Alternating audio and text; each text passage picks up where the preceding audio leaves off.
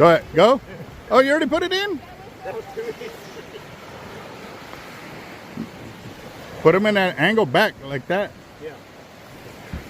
All right. You ready? Once you get that Yeah, I'm ready. Get it started. Get it on there. And pump it. See, that bitch is badass, bro. What? That's badass. Done. Done.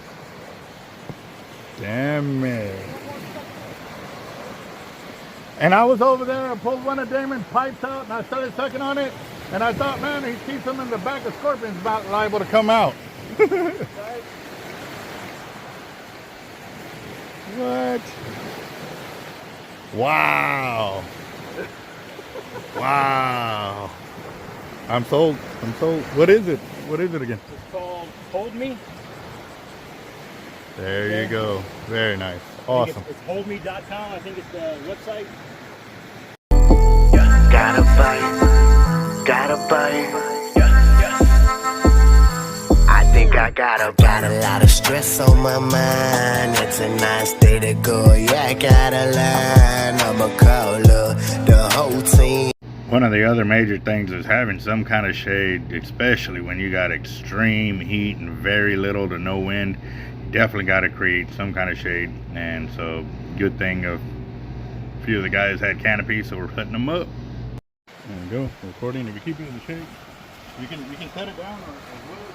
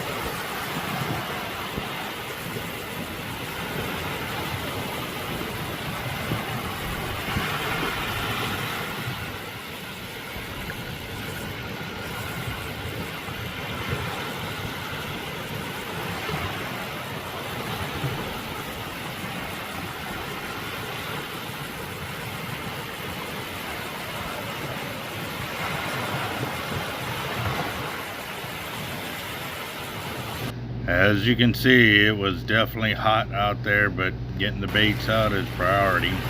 Finally reached the destination, and he zoomed way in to see me here, but As you'll notice too, when I'm setting out the leader, I'll drop the bait and then the weight, and then I'll walk the line down, so that way I can actually follow my leader line back in and my main line. What this does is, if there's any kind of current running between me and my bait drop, I run toward the camp, and what it does, it allows the guy on the tower who's reeling in to reel up the slack and to ensure that there's no bow in the rod as it's left in the water. So this ensures that we don't catch any extra water weight and or debris as we're letting our bait soak right there. So this is me on the way back to get my line straight into the camp.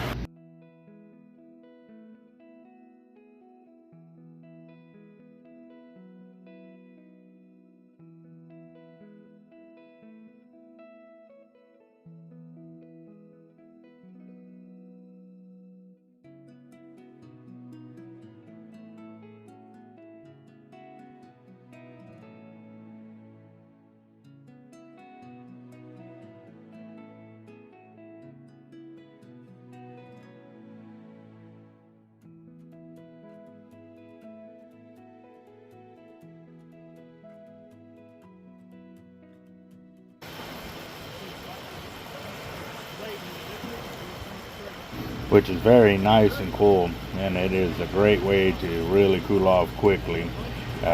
This is something that I haven't done in a minute, but I am definitely taking advantage of, because oh man, talk about nice cool water. And it ain't the cold water influx that normally spooks out a lot of fish. It was cool, and it was actually a great way to get a lot of the heat pulled off of me and get my temperature regulated so I can keep putting it out there, because it was hot. There was very little to no wind, and so by me chilling in the water was definitely a good way to get ready for the next run of baits that I'm gonna set up for. Well, now that I've made it back to shore, I am definitely feeling the heat coming off of me. So after I made sure that the kayak wasn't retaining any more water, now it's time to go cool off. And right now the wade gut, or first gut,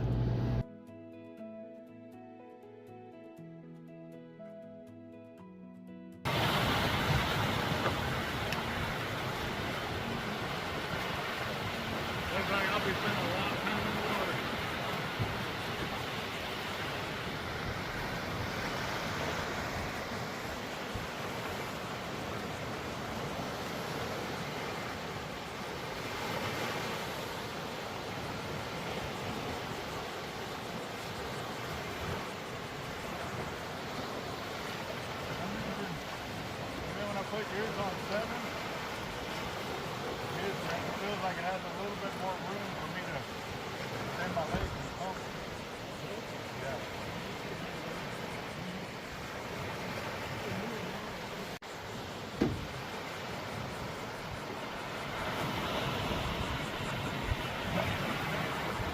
Ran over a dozen easy.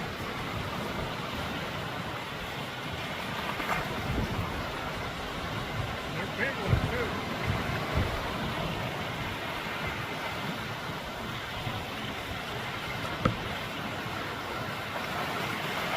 Oh my God.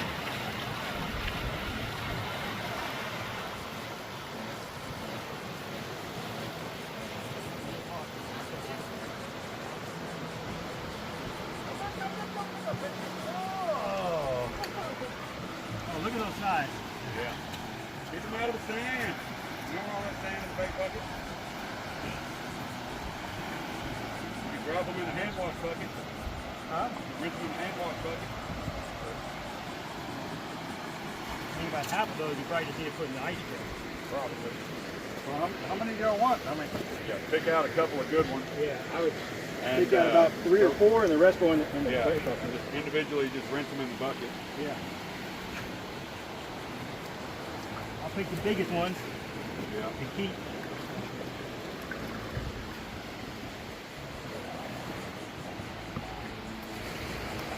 You already got them? Oh man. I thought they were going to get away from me. I thought they were too. I had to get under that line, and then I saw one come to the third. I said, one's better than none. I threw it.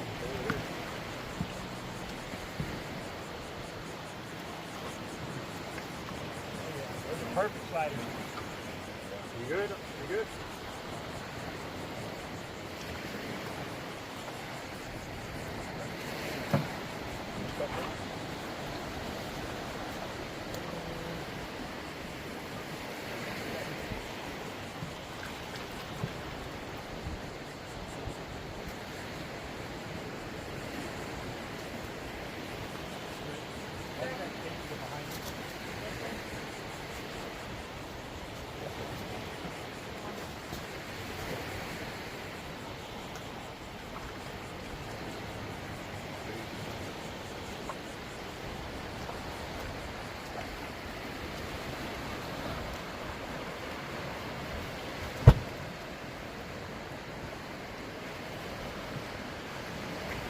You see one of them?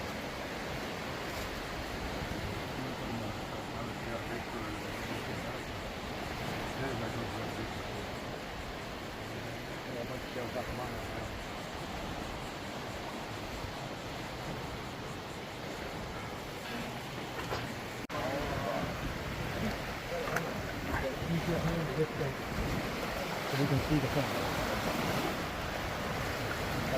That's big. Stand up and just hold like this. There you go. And you can hold the bottom tab so it stays straight.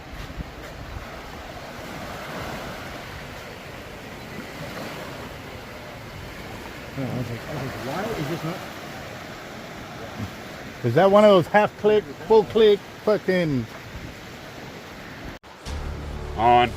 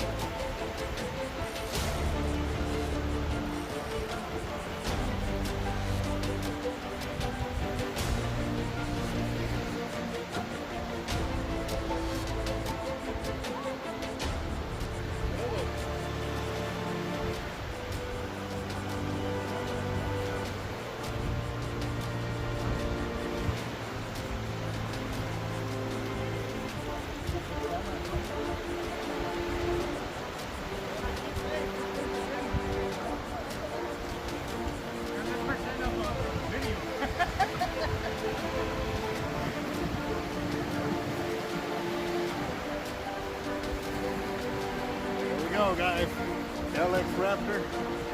We got a 65 pound tight line on here with a 100 pound tight line on top. I threw a mullet on there. See what happens.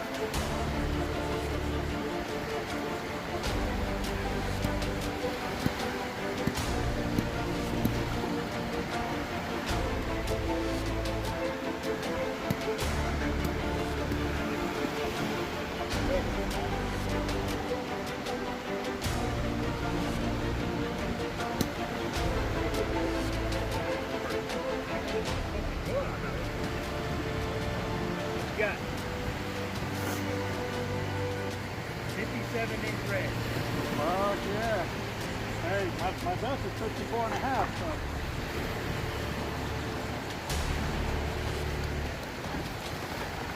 I saw water spin, but I didn't see no fin. It's either full red or spin red.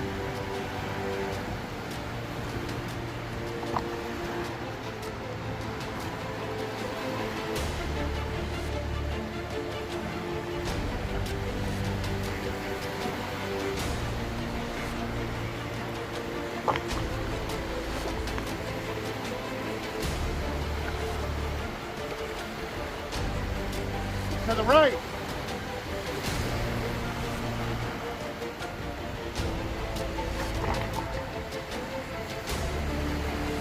It's on the sandbar right in front of you, to the right.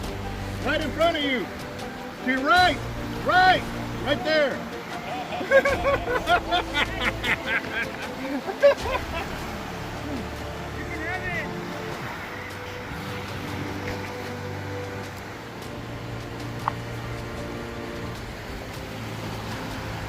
What is it?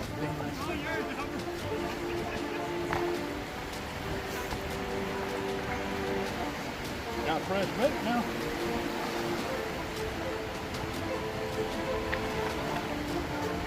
Come in my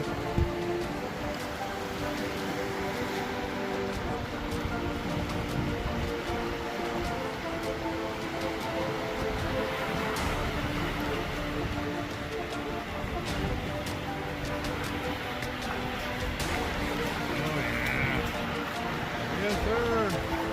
Big old man. Woo-wee.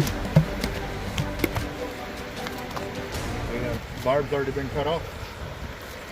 Yeah. But it's still there. Watch out. growing, Yeah, it's still growing. Right here.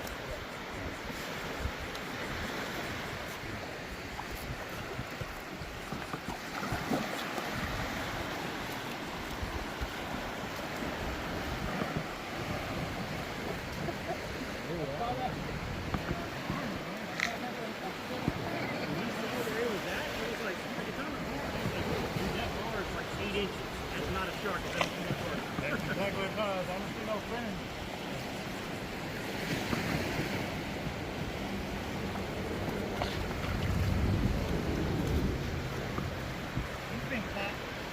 Yeah.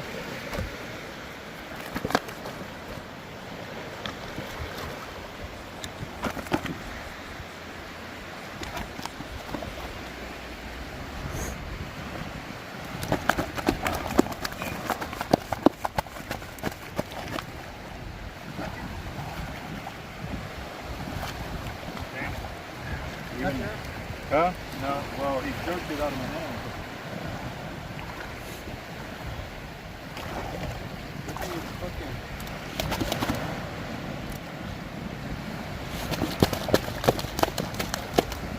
Dang, he's spinning himself back.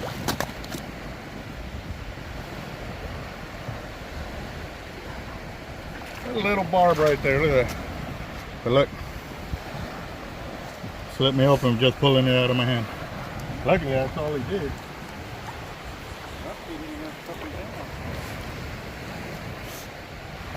How big do you think it is?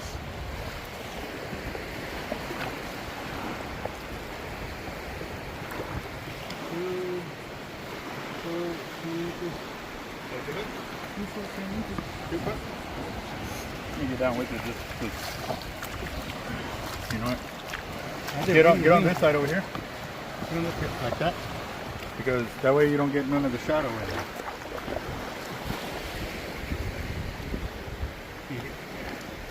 I can't see. Am I in there?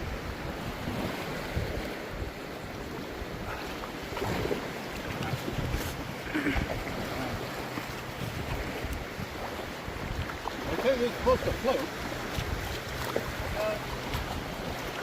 It does or it doesn't? We good? Yeah. I need some. You want me to stop recording? Yeah. There's a bait, blackfin tuna, tail end of a Jack Corbell. There we go, Team Hard Life Captain Albert Sapucha getting out there in the kayak again. I got I got 2 big reels out. I have an HXW retro, and I had an LX, but now I gotta get these out. Good.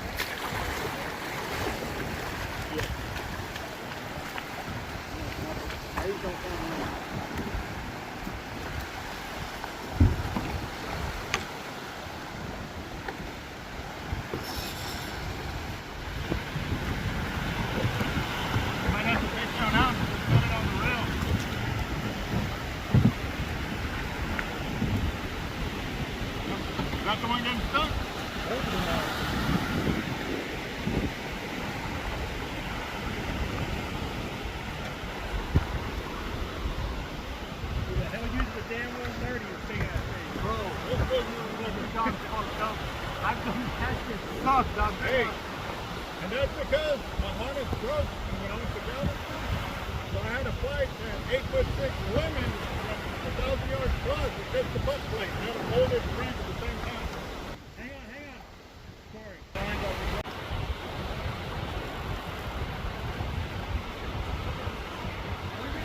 I'm gonna follow this line up.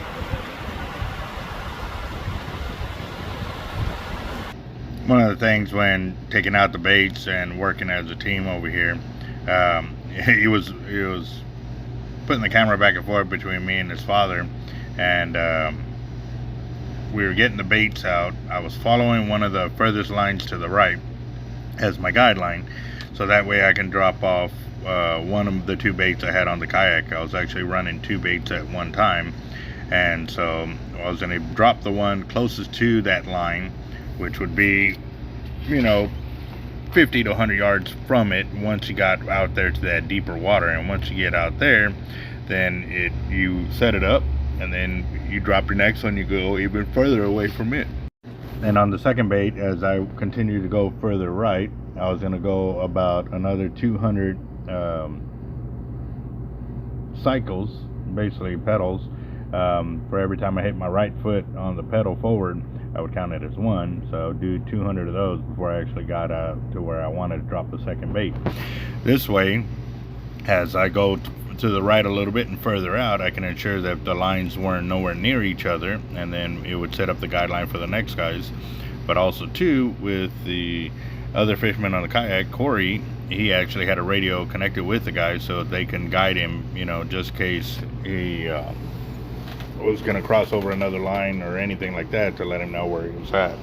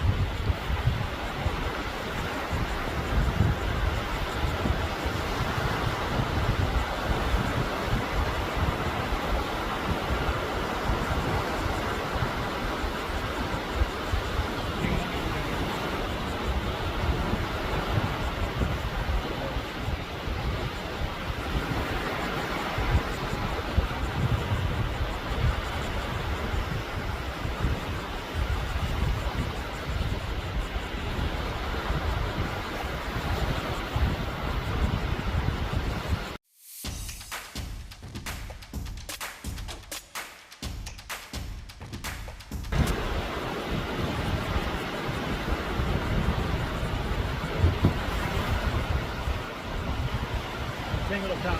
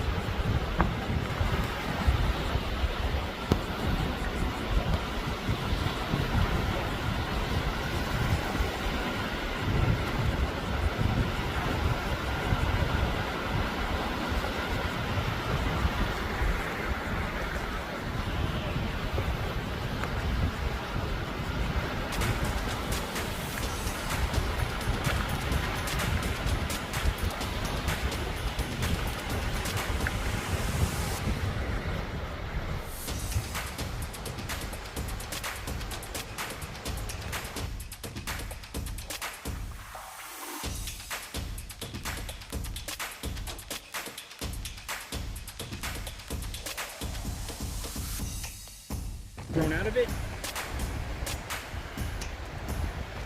I don't know. It just looks so empty, that's all I'm saying.